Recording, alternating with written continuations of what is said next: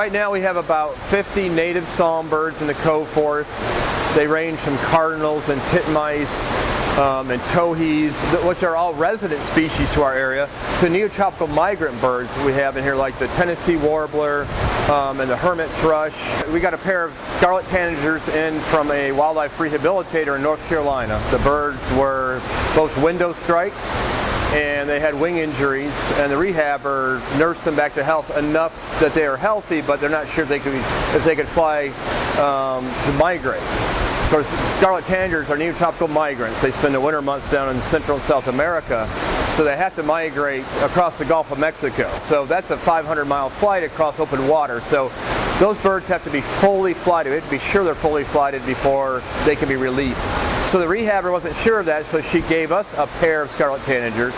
The male is a bright scarlet with black wings. It's actually the first male I've ever gotten that still has its color.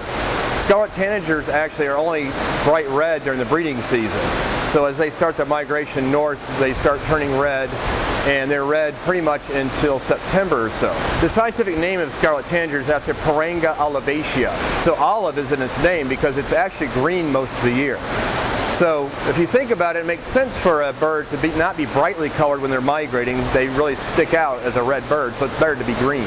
Now the female scarlet tanager is a green bird with black wings. And of course she can sit in the eggs and be much more camouflaged that way. So I just released a nice bright male scarlet tanager, and we're hoping that they'll breed. It'll be the first time they've ever been bred in captivity, so it'll be really exciting if we can breed them.